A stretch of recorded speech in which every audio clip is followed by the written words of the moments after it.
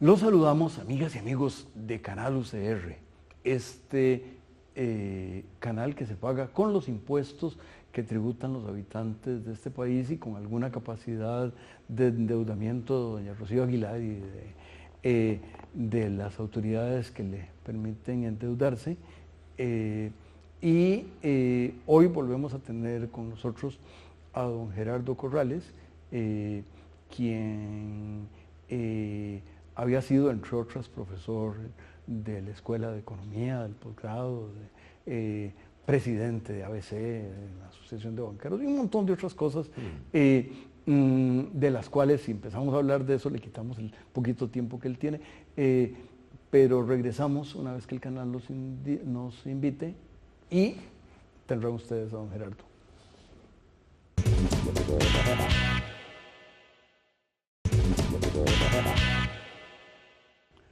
Continuamos, amigas y amigos, conversando con don Gerardo Corrales y un poco tiene libertad de cátedra, como decimos aquí, pero la idea es un poco que nos hable sobre, digamos, el aspecto faltante en las acciones del gobierno.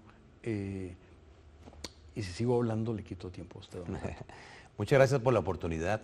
Efectivamente, don Juan Rafael, en economía hay un famoso dilema entre el control de precios o la inflación y el tema de la reactivación económica o la búsqueda del pleno empleo de los recursos productivos. Yo creo que a nivel país nosotros tenemos quizás récord en este momento de un control de inflación que está incluso por debajo del rango inferior de la meta, por debajo del 2%, cerca del 1.5% fue la inflación a febrero, mientras que el desempleo lamentablemente no subió al 12%. Son 300,000 personas en Costa Rica que no consiguen empleo, de acuerdo con la última encuesta continua de empleo del Instituto Nacional de Estadística y Censos. Creció el número de desempleados en 80,000. Pero lo más triste es que el 66% de esos desempleados tienen edades de 15 años a los 34 años. O sea, se trata de la nueva generación millennials, que se llama, o la generación Y. Aparte de eso, la tasa de desempleo es mayor en las mujeres, 15%, que en los hombres, y el 84% de esos desempleados son cesantes, o sea, no es que es gente de primer ingreso, sino que tenían un empleo y lo perdieron. De tal manera que mi observación en cuanto a esta administración es que la prioridad número uno del país en este momento debería ser la reactivación del aparato productivo. ¿Cómo hacemos para que el sector privado, que genera hoy 1.900.000 empleos de los 2.2 millones de ocupados, pueda tener más confianza, más credibilidad, invierta más, lo mismo que las familias, para que se genere más producción, más empleo, más salarios, más ingresos y por lo tanto más impuestos? ¿Y qué hay que hacer? Porque una de las cosas que en las viejas recetas, el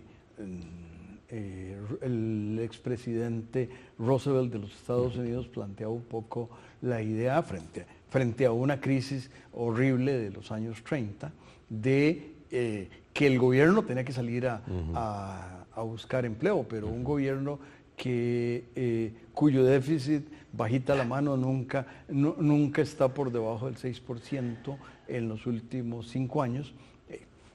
¿Cómo es que se reactiva si debe hasta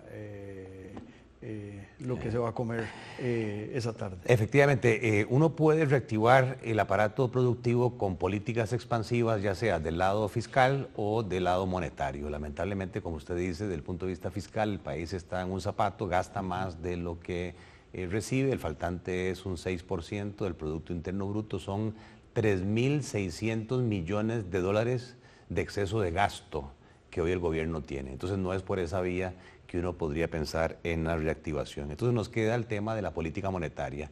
El mismo informe del Fondo Monetario, que se ha cuestionado mucho, tiene puntos muy relevantes. Por ejemplo, llama la atención al Banco Central que debería tener una política monetaria que se llama más acomodaticia. Esto quiere decir que apoye más a los sectores productivos, aflojando, inyectando más liquidez al mercado, tal que la capacidad ociosa hoy que existe pueda reactivarse con los bancos prestando más y prestando más barato, ojalá. Y con eso romper el ciclo de expectativas negativas que ha hecho que el consumo y la inversión se hayan visto pospuestas por parte de los distintos agentes económicos. De igual manera tenemos la preocupación del lado de los costos. Hoy Costa Rica está en una competencia abierta con el resto del mundo, trasciende la competencia a nuestras fronteras, sino que competimos con México, con Colombia y Estados Unidos. Uno de los costos más relevantes es la energía eléctrica. Resulta que la tarifa de media tensión para el sector industrial en este país cuesta producirla 18 centavos de dólar, kilowatt hora. Esa misma tarifa a los mexicanos, a los colombianos y a los Estados Unidos por modificaciones de su matriz energética les cuesta 6 centavos. Entonces, claro, nosotros como país deberíamos estarnos preguntando qué tenemos que hacer, ya sea para que el ICE sea más eficiente o ya sea para que simultáneamente el sector privado produzca energía de manera más competitiva. Pero aquí, por temas ideológicos, una ley impide que el sector privado produzca más allá del 15% de la capacidad total del sistema, que eso es el tope hoy de producción del sector privado. ¿Qué importa que el sector privado pueda producir más si sobra la energía en buena hora? Porque exportamos energía, que es una necesidad del mundo. De igual manera, se ha demostrado que la infraestructura incide sobre la capacidad productiva de un país. La facilidad, digamos, de sacar los productos de las zonas rurales, la capacidad de transportarlos, de llevarlos en el menor tiempo posible, en el menor costo a los puertos, a los aeropuertos. Bueno, resulta que nuestra infraestructura, en una muestra de 140 países, nosotros ocupamos la posición 129 en la peor calidad de infraestructura. Entonces, también en esa área tenemos que trabajar. Y luego hay una actitud, creo yo, a nivel de los mandos medios del sector público, muchos son conocidos, son amigos, pero lamentablemente hay una actitud de que las cosas no urgen, de que el sector privado no es importante, y entonces la tramitomanía que se llama, o tramitología que llaman algunos, para poder hacer un negocio, para poder sacar un permiso, para poder iniciar una operación de una empresa cuesta mucho en este país comparado con otros países. Finalmente está el tema de las cargas sociales. Las cargas sociales son muy altas en este país, pesan de manera importante, son relevantes para mantener la paz social, claro está, es diferente Costa Rica al resto de Centroamérica, pero para las micros, pequeñas y medianas es muy duro arrancar de cero y más bien la situación actual los ha llevado a la informalidad. Cerca de los 2.2 millones de ocupados, solo 1,5 millones cotiza la caja. Hay 700,000 personas que han decidido salirse de la formalidad porque no pagan impuestos, no pagan las cargas sociales, pero cuando tratan de formalizarse van a la caja, les entrevistan y les dicen, bueno, ¿desde hace cuánto usted no tributa a la caja? Bueno, yo tengo alrededor de 5, no, entonces nos debe 10 años de cargas sociales pasadas. O sea, no hay una amnistía que le permita a las micros, pequeñas y medianas sobremanera poder regresar a la formalidad sin costos hundidos. O lo otro que se ha discutido es permítale los primeros años a una nueva microempresa, pequeña o mediana, que son los años más difíciles, pagar cargas sociales e impuestos de manera gradual. Y una vez que pasen lo que se llama el Valle de la Muerte, después del año 3, año 4, entonces sí, cóbreles la tarifa normal. Todo este tipo de acciones que generan confianza, que generan estímulo a la producción, en mi criterio, no se están dando con la fuerza que deberían darse, y eso es lo que explica el que la producción nuestra el año pasado haya crecido 2.7%, fue el crecimiento del Producto Interno Bruto, versus Panamá, que creció un 5%, y que el último IMAE, Índice Mensual de Actividad Económica, publicado la semana pasada por el Banco Central, su tasa interanual de crecimiento enero 19 contra enero 18 apenas creciese 1.6%. y si le quitamos el régimen de zonas francas, el régimen que se llama definitivo, o sea, las compañías que no tienen ningún tipo de incentivo, apenas crecieron 0.8%. Y eso, claro, se refleja al final en desempleo y es lo que hace que un estudio reciente del Estado de la Nación y del Instituto Costarricense de Drogas demuestre lo que ya sabemos todos los economistas, y es que detrás de cada número hay un rostro social. Y es que el desempleo lleva a los costarricenses a delinquir más y a traficar más drogas, especialmente en las zonas rurales, donde la tasa de desempleo es superior al 25%. Don Gerardo, usted le tocó por muchos años tener de clientes a los empresarios, a los pequeños, a los grandes, y usted contaba que usted no solo se reunía con los primeros, sino también con los segundos, y usted viene de un cantón muy agrícola, donde usted, los amigos de su familia y de sus padres, eran pequeños empresarios. Y la segunda cosa es que en los últimos años usted le ha tocado hablar con políticos de uno y otro color. ¿Por qué unos y otros, y tal vez empecemos por los empresarios, por qué los empresarios no o hacen presión para que algunas de estas medidas que usted estuvo hablando se lleven a cabo, o por qué no le entran más rico, que debe haber posibilidades interesantes de hacer empresa? Sí, yo sé que las distintas cámaras, empezando por la Unión Costarricense de Cámaras de la Empresa Privada, UCAEP, así como la Cámara de Industrias, la Cámara de Comercio, la Cámara de Agricultura, la Cámara de Exportadores, tienen sus distintas reuniones, hacen el lobismo con las autoridades, pero lo que uno siente es que no hay urgencia, no hay pasión, no hay, digamos, sentido de ejecución de una serie de diagnósticos. En el país sobran los diagnósticos, pero nos falta ejecución. Por ejemplo, en el caso de la famosa ley de banca para el desarrollo, se aprobó la ley, son fondos subsidiados para la micro, pequeña y mediana empresa, podrían salir a una tasa de interés en colones del 6% o en dólares del 3%, cuando muchas de las MIPYMES de este país tienen financiamientos al 20-25%, ya con solo esa sustitución de deuda habría un oxígeno en el flujo de caja de las compañías, mas sin embargo duermen en este momento 500 millones de dólares sin colocar en los mismos bancos del Estado. Yo siento que ahí ha faltado interés, ha faltado hambre de los sectores productivos y también de los mismos bancos del Estado para sacar estos fondos del sistema y que se coloquen. En segundo lugar, se buscaba una inflación no como un fin en sí mismo, una inflación baja y controlada como un medio para tener tasas de interés en colones de un dígito. Bueno, resulta que las tasas de interés promedio en el país siguen siendo 16% en colones. Entonces, claro, cuando a usted le calculan una cuota de un crédito al 16 versus el 8% en dólares, las personas dicen yo quiero la cuota en dólares.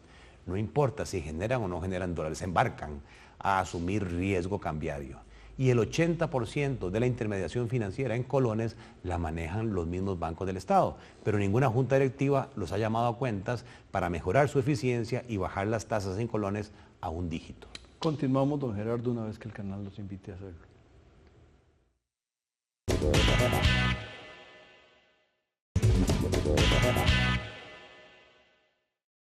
Continuamos, amigas y amigos, conversando con el economista Gerardo Corrales. Adelante, don Gerardo.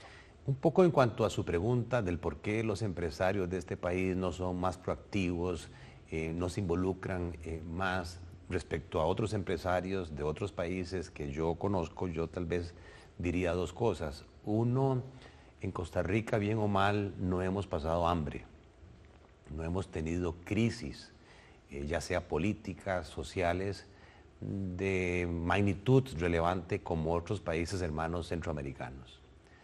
Y eso ha hecho que los empresarios de pura cepa, que digo yo, no se involucren en política, sino que al final mandan a algunos gerentes. No es lo mismo ir a golpear la mesa un gerente que quien realmente tiene en juego sus empresas, que es el empresario. Y en mi criterio, el empresario costarricense no se involucra lo que debería involucrarse a nivel político, demandando, golpeando más la mesa. En segundo lugar, creo yo que como país carecemos de un plan país. No hay una visión clara de la Costa Rica que queremos hacia adelante.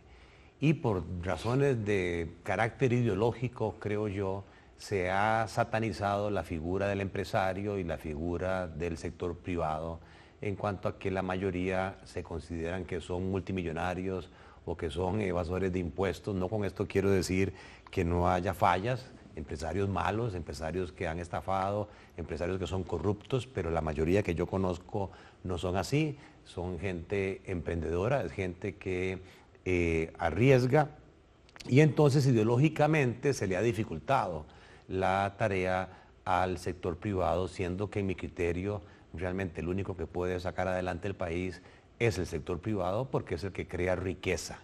Cuando tuvimos la crisis 2008-2009, nos fuimos un poco por el enfoque keynesiano y se metieron miles de personas al sector público, un poco para minimizar el impacto de la crisis mundial, como efectivamente se hizo. Pero después se demostró que esos empleados adicionales no crearon valor, sino que crearon un gasto público que nos tiene hoy en las dificultades de las finanzas públicas y que el sector privado no se estimuló y por esa razón estamos viendo tasas de crecimiento marginales. Es que este país está creciendo a un ritmo básicamente del 2%. Es un ritmo insuficiente para que el país pueda alcanzar un nivel de ingreso per cápita de un país desarrollado en los próximos 20 años. Entonces deberíamos estar pensando con urgencia qué hacer para transformar, ser más productivos, mejorar la capacidad productiva, la tecnología, la innovación, la creatividad en este país, porque sí hay recurso humano, el recurso humano costarricense ha demostrado ser capaz, pero no hay la suficiente inversión, credibilidad, soporte, respaldo, y por el contrario, creo yo, una lectura muy personal, es que al gobierno actual le gustan más los temas más progre, los temas más sexys, los temas más bonitos, por ejemplo, el tema de la descarbonización. Sí, claro, todos estamos de acuerdo con la descarbonización, que la economía sea amigable con el ambiente, pero eso es una meta del 2050. El problema de muchos costarricenses no es el 2050, el problema es que voy a comer mañana o que van a comer mis hijos mañana. Y ese es el tema que creo yo el país ha dejado a un nivel secundario. Por ejemplo, el mismo Banco Central en su programa macroeconómico ni siquiera estima el efecto del plan de reactivación económica en el crecimiento económico del 2019 y 2020, sino que todo el crecimiento lo carga en una expectativa de obra pública. Se supone que el país va a hacer obra pública en el 2019 para que la producción crezca 3.2. Y si no hay eurobonos, el país, nos dice el Banco Central, apenas va a crecer 2.1%, lo cual es una señal muy negativa que al final nos viene a decir el desempleo va a subir más en Costa Rica. ¿Por qué? Y usted, me parece que hace 15 años no hablaba mucho con políticos, creo que hablaba más con empresarios y con el equipo. Me parece muy bueno que usted entrenó en el lugar donde usted trabajaba, pero en los últimos 10 años o algo así ha hablado más un poco por qué los políticos, y sobre todo ahora que la mayor clientela de los políticos, es decir, los votantes, no son los ancianos como yo, no son la gente mayor como usted, sino que la parte grande de los votantes son jovencitos y en teoría esos deberían, primero no tienen la historia de ni de las cosas que ocurrieron en el país, ni los temas en general, me parece, de ideología. Serían como los que le van a Grecia o le van a Guadalupe o a estos equipos que digamos no tienen una historia muy grande. ¿Por qué los políticos no se pellizcan? Ya preguntamos por qué los empresarios no se pellizcan, ahora por qué los políticos. Bueno, yo diría que efectivamente cada uno de nosotros en empresa privada tiene una función microeconómica. Está preocupado por la asignación de manera eficiente de los recursos productivos que tiene su empresa, de tal manera de que se aumente la rentabilidad del capital de los socios de esa compañía. Y por esa función se remunera al factor productivo microeconómicamente hablando. Pero una vez que ya uno cumplió su rol y, digamos, pues se retira, siente un compromiso con el país, un compromiso social, que cuando ve el agregado, la macroeconomía, pues nos damos cuenta de que no todas las empresas están tan bien como algunas particulares que les va muy bien, pero la gran mayoría no es así y uno quisiera que como país el crecimiento fuese mayor. Yo creo que los políticos nuestros tienen una visión muy cortoplacista. Creo que los políticos carecen realmente de planes o visiones de largo plazo del país que se quiere tener. Y es el problema que hoy tenemos, que esa ceguera los lleva a tomar decisiones pensando no en el impacto de mediano y largo plazo, en la competitividad y en el bienestar colectivo, sino que transparentemente lo que están pensando es: ¿seré yo el futuro presidente de Costa Rica? Y por lo tanto, como tengo algunas posibilidades en las encuestas políticas, tengo que cuidarme mucho de las acciones que voy a tomar, no me voy a comprometer mucho porque estoy cuidando mi imagen y no quiero tomar decisiones cuyo costo político me lo asuman a mí, sino que ese costo político lo tiene que tomar otro. Y como el resto piensa igual, nadie asume el costo político de los ajustes que tenemos que hacer ya para garantizarnos un mediano y largo plazo mejor. Y eso pues nos lleva a un nadadito de perro o a una solución de resolver los problemas con deuda. Y eso es lo que hemos estado haciendo en los últimos años, ya a un nivel que la deuda en el 2019 va a alcanzar el 60% del Producto Interno Bruto, cerca de 35.000 millones de dólares le vamos a estar debiendo a inversionistas locales e internacionales. Eso nos da que nosotros como costarricenses, aparte de nuestras deudas de tarjetas, casa, carro, consumo, debemos $7.000 cada costarricense por deuda del gobierno central. Eso no es sostenible, no podemos seguir sosteniendo esa situación y yo creo que el sector privado, la población, tiene que empezar a exigir, tiene que empezar a golpear la mesa de rendición de cuentas. Yo quiero que me vengan a rendir cuentas el gobierno elegido, la Asamblea Legislativa, en cuanto a qué se está haciendo para romper los problemas, los obstáculos que hacen que el viernes pasado a Panamá, Moody's le haya subido la calificación de riesgo a A-, o sea, ya es un grado de riesgo superior, medio, y que en diciembre más bien a Costa Rica nos pusiesen en B+, a la par de Turquía, a la par de Grecia, con un outlook que se llama, con una perspectiva futura, Costa Rica negativa y Panamá positiva. Yo creo que ahí está muy claro cómo nos ven los técnicos en la materia y ha sido falta de tomar las decisiones de reformas estructurales necesarias en el país. Bueno, me parece, con todo respeto, don Gerardo, que usted ha puesto el dedo exactamente en la llaga y me parece que, independiente de lo que se pueda pensar de las calificadoras, han dicho lo que es correcto. El país del futuro es Panamá.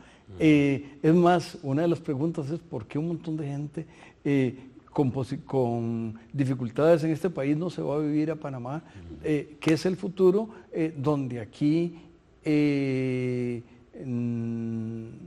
no y variantes de no. Sí, ya incluso algunas compañías extranjeras, lamentablemente, que tenían planes de crecimiento en Costa Rica, un caso específico que conozco de Hewlett Packard, que tiene acá un centro de llamadas y un centro de servicios compartidos, en vez de hacer crecer el empleo en Costa Rica, tomaron la decisión de irse para Panamá, por una serie de facilidades que el gobierno panameño les está otorgando. Eso es lamentable porque el recurso humano costarricense, creo yo, es muy superior al recurso humano panameño, con todo el cariño que le tengo a los panameños, pero allá manejan más fluidamente el inglés. Aquí, si no estoy en una escuela o colegio privado, el inglés es muy limitado. No porque los estudiantes de colegios públicos o escuelas públicas no sean capaces, sino porque lamentablemente los maestros, ¿verdad?, no manejan bien el inglés y entonces les enseñan un Spanglish, una mezcla ahí de español-inglés, que cuando el muchacho sale a un call center y le ponen la diadema y le hacen la prueba, no tiene la capacidad de responder en tiempo corto una queja, una consulta de un cliente de Estados Unidos, y eso hace que no pasen, digamos, las pruebas del inglés. Más sin embargo, los planes educativos no se transforman, ¿verdad?, de fondo con la rapidez necesaria para producir lo que el mercado laboral nuestro está demandando: técnicos, ingenieros, bilingües, con todo lo que son herramientas digitales para que puedan ser un recurso atractivo para esta economía futura que se está desarrollando. Medio minuto a la educación dual. Sí, Solo nos queda eso. Yo estoy de acuerdo con la educación dual. Lamentablemente se entró en una discusión, creo yo, improductiva en cuanto a que si es un contrato laboral o si es un contrato civil. O sea, nadie en su pleno juicio a nivel de un empresario va a contratar muchachos para enseñarlos con un contrato de arranque laboral. Aunque sí le puedo dar conocimiento de causa que si el muchacho es bueno, automáticamente lo van a contratar.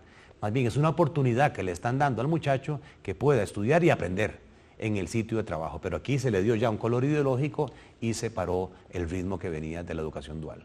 Tenemos que volverlo a invitar, don Gerardo, y gracias por haber estado. Mucho gusto. Esta vez a las amigas y amigos les decimos que la próxima semana, en los mismos tiempos o en los que ustedes decidan, por favor, acompáñenos. Gracias. Gracias.